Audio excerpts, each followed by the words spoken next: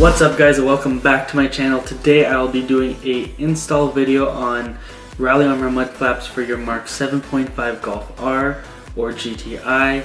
This will work for 2018 plus, which is Mark 7.5, but 2015 to 2017, this specific one I have doesn't work and this install doesn't work. But it's a good guide to see what you have to do because it's very similar. So let me just tell you guys what tools you need. You need a T25 Torx bit. That's not a regular tool. The rest should be, you can find around your house or you can pick it up while you find a T25. You need an offset, a ratcheting Phillips screwdriver, and a 7/16 inch wrench. So you might have a couple of these at home, but make sure you read the instructions before you start ripping off your OEM screws and nuts off the liner.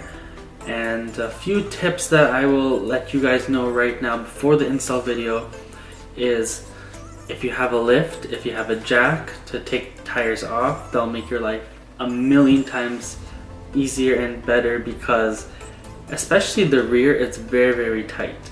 So I thought my girlfriend and I could finish this in 30 minutes, but in reality it actually took over an hour because the rear, I had to use it was like a pliers I used, and I slowly turned each screw and nut to get it in.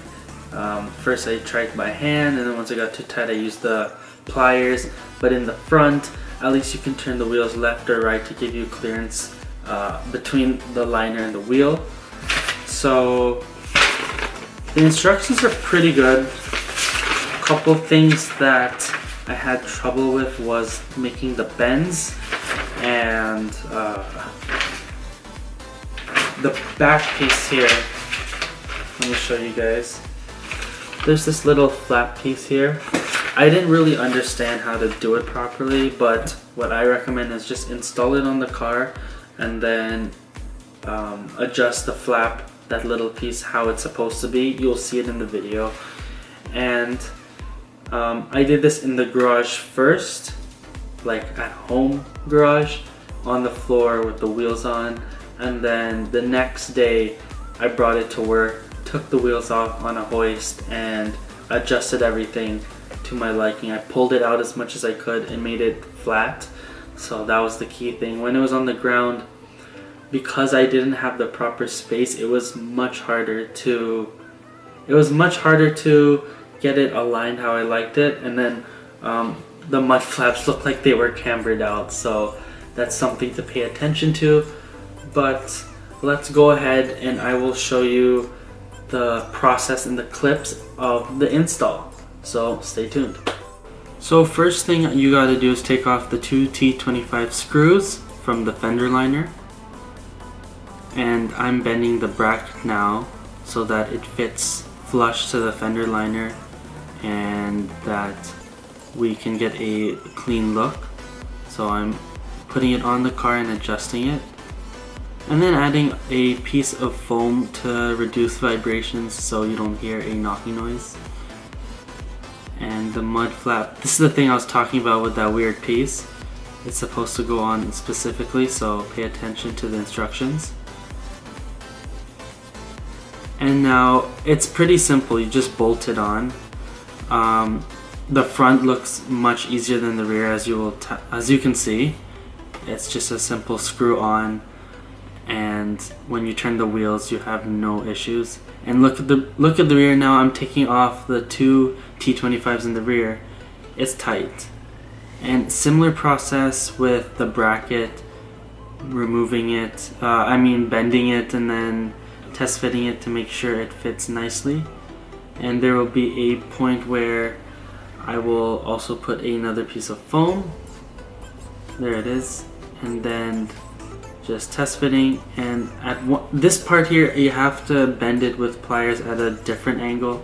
So the first one's to get the curve of the fender liner or the fender, and then the next one is the curve on the L part. And here you see the clips I've added.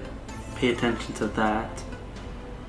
So you install the bracket to the mud flap itself and pay attention where the clips go, where I screw it on.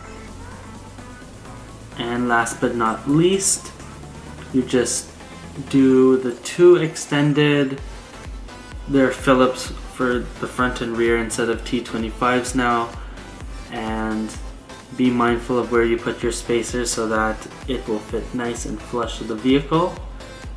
And other than that, it's a fairly easy install. But if it's your first time, it's gonna be a little bit difficult because you're not used to it. And if you're on the ground like me and it's cold outside, it's gonna take a while. So I recommend leaving yourself enough time to put everything together so that you don't rush and that you don't make a mistake. And that's pretty much it. The install, again, it's not hard, it's not difficult. It just takes time and patience because of all the bending and the fine tuning.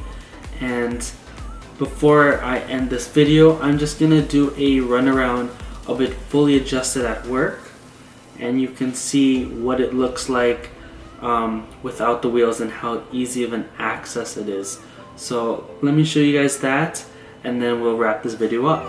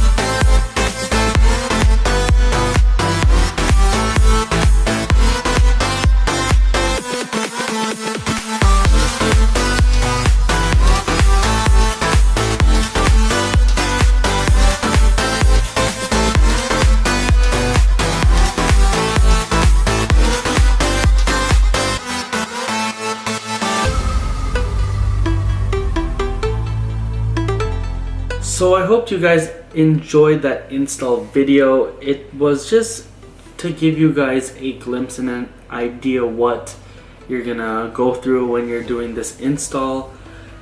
Difficulty, I give it a, if we're gonna see how easy it is on scale to 1 to 10, I say it's an 8. It's fairly easy. There's just a couple things that you have to be nitpicky about and have a lot of patience to get it to how you like it, because if you just tighten everything quick and fasten everything, your mud flaps are gonna look squashed, wrinkly. If you can tell through those first clips, not in the shop, the ones in my garage, you can see some of the clips of the flap look very ripply, and that's because when I tightened everything, I didn't stretch it and pull it out and give it the proper shape it needs. So it would look very ripply because the rubber is like, it's getting squashed. So be mindful of that, pay attention to that. And any other tips I can give you guys? Oh yes, when you're pulling it in and out to get it to fit how you like it, I personally recommend to pull it out as much as you can, just because you will maximize your protection. Also, if you're running wider wheels or running spacers, when you have the mud flaps in the middle or lowest setting, closest to the vehicle, it's honestly not going to work. So if you can tell by the video and the install and the pictures, when you have it further out, you will have your maximum protection. So I do recommend that. Anyways guys, thanks for watching. I hope you enjoyed this video. Comment down below if you have any questions about the install, if you've installed it yourself and you have any tips for anyone else, and also comment down below what videos you want to see me post about the Golf R.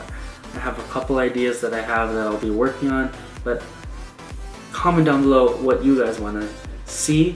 And that's about it. So I'll see you guys in the next one. Peace. That was weird, you know? Anyways, peace.